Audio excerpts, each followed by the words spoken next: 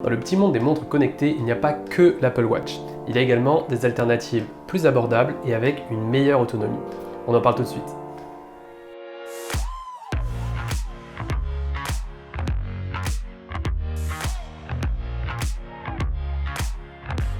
Salut à toutes et salut à tous, c'est Gabriel pour Clubic, j'espère que vous avez la forme. Aujourd'hui, je vais vous parler de la première montre connectée de OnePlus, j'ai nommé la OnePlus Watch. Lancée à 159 €, elle fait pas mal de compromis, mais elle a également de sérieux atouts à faire valoir. Alors on perd pas plus de temps et on voit ça tout de suite ensemble.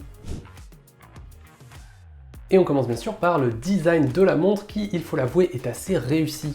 On a un boîtier rond en acier inoxydable, il est certifié IP68, c'est-à-dire résistant à l'eau et à la poussière. On a également deux boutons physiques qui sont situés sur le côté droit de la montre et bien sûr l'ensemble des capteurs qui est situé en dessous. Il faut savoir que la montre est quand même assez imposante et n'est malheureusement disponible que dans une seule taille, donc vous voilà prévenu. Au niveau du bracelet, on a un standard de 22 mm.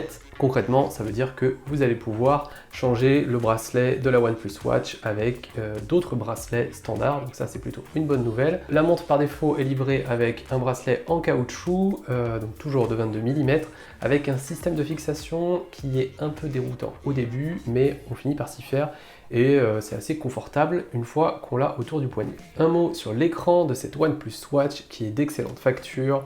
On retrouve une dalle AMOLED de 1,4 pouces avec une définition de 454 par 454 pixels, mais surtout on a un capteur qui permet d'ajuster automatiquement la luminosité de l'écran avec la luminosité extérieure, ce qui offre à la montre une parfaite visibilité dans toutes les conditions. Évoquons le plus gros point fort de la OnePlus Watch, je parle bien sûr de son autonomie. Grâce à sa batterie de 402 mAh et à son optimisation logicielle, la OnePlus Watch est en mesure d'avoir une autonomie de 7 à 14 jours. Alors évidemment, ça dépend de votre usage. Si jamais vous utilisez beaucoup le GPS ou encore le capteur de taux d'oxygène dans le sang, là on sera plutôt vers une autonomie de 5 à 7 jours. Par contre, si comme moi, vous utilisez surtout le capteur de rythme cardiaque et que vous gardez la montre la nuit pour le suivi du sommeil, là on est plutôt sur 10 jours d'autonomie. La recharge est également super rapide, comptez seulement 30 minutes pour passer de 0 à 100% et une fois que vous avez fait ça, vous êtes reparti pour 7 à 14 jours, donc c'est une vraie sérénité et on n'est pas du tout stressé lorsqu'on a la montre au poignet, de crainte de ne plus avoir d'autonomie avant la fin de la journée et ça franchement c'est super appréciable. L'interface se décompose en deux parties et la première c'est celle de l'application que vous allez devoir installer sur votre téléphone pour configurer la montre. Donc cette application qui s'appelle OnePlus Health comprend trois onglets. La première, c'est évidemment le suivi de toutes les données qui sont captées par la montre. Le second onglet trace plutôt vos données de localisation et vos tracés GPS si jamais vous faites de la course ou de la marche par exemple. Et enfin, le dernier onglet permet de personnaliser tous les éléments de la montre et notamment les cadrans. OnePlus a fait un choix audacieux pour ce qui est de l'interface de la montre en elle-même en repartant de zéro. Donc on ne retrouve pas du tout Wear OS de Google et ses applications, mais un tout nouveau système d'exploitation que OnePlus a nommé SmartWear. La marque justifie ça en fait en disant que ça lui permet d'offrir une bien meilleure autonomie à sa montre, ce qui est vrai, mais vous allez le voir, ça n'est pas sans conséquence. L'interface SmartWear en elle-même est plutôt bien faite et assez simple à prendre en main. Lorsque vous faites un mouvement du haut vers le bas, vous avez accès à un ensemble de raccourcis. Un mouvement vers le haut donne accès aux notifications. Et enfin, un mouvement vers la gauche permet de voir les différents cadrans. Et un appui long sur ces cadrans permet tout simplement de les supprimer ou de les remplacer par d'autres.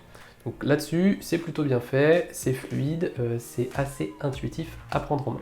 On retrouve des fonctionnalités intéressantes comme la possibilité de passer des appels directement depuis la montre grâce au micro et au haut-parleur intégrés. Donc pour cela, vous allez devoir soit taper directement le numéro de téléphone sur la montre, soit au préalable ajouter des contacts de votre téléphone vers la montre pour ensuite passer les appels. La qualité est d'ailleurs plutôt bonne, le haut-parleur franchement il fait le travail et tant que vous êtes dans un environnement qui n'est pas trop bruyant, la clarté des appels est vraiment excellente. Mais qui dit nouvel écosystème dit également nouvelles fonctionnalités à développer, et il faut avouer que la OnePlus Watch en manque pas mal, et notamment la possibilité de payer via NFC, via le sans contact, hein.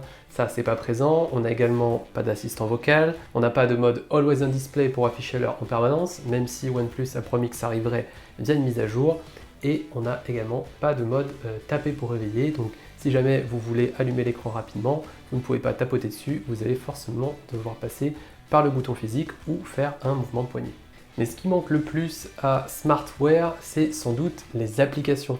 Il faut savoir qu'il y a 20 applications qui sont installées par défaut, dont certaines qui ne sont pas toujours très utiles, comme par exemple le mode respiration ou le calcul du stress, qui sincèrement est plutôt anecdotique, hein, on va dire. En revanche, on aurait aimé voir des partenariats avec des applications tierces, comme peut-être Spotify, Uber, ou encore la possibilité d'afficher des itinéraires via l'application Google Maps, et malheureusement, tout ça est réservé au système d'exploitation Wear OS de Google.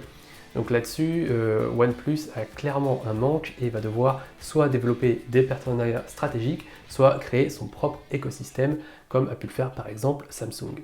La OnePlus Watch vous accompagne bien sûr dans vos activités sportives, mais avec une précision relative. On a donc le capteur de rythme cardiaque qui lui fonctionne très bien. On a bien sûr le podomètre et le GPS pour vos tracés de course.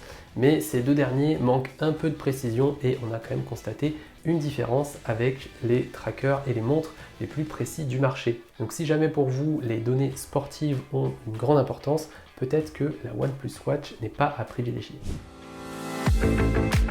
Pour conclure, vous l'aurez compris, la OnePlus Watch n'est clairement pas la meilleure montre connectée du marché. Mais il faut tout de même garder à l'esprit son bon rapport qualité-prix. En effet, pour 159 €, on a une montre connectée avec un design réussi, un bel écran et surtout une autonomie record. Certes, au niveau des fonctionnalités, on est très loin de ce que propose une Apple Watch ou même une Samsung Galaxy Watch, mais si jamais vous cherchez une montre pour afficher l'heure, les notifications et vous donner quelques fonctionnalités de santé basiques, la OnePlus Watch reste une option intéressante. Merci à tous d'avoir regardé cette vidéo, j'espère qu'elle vous a plu. N'hésitez pas à laisser un commentaire et à poser vos questions si jamais vous en avez, et vous pouvez bien sûr retrouver le test complet sur clubic.com. D'ici là, moi je vous dis à très vite pour une prochaine vidéo. Ciao!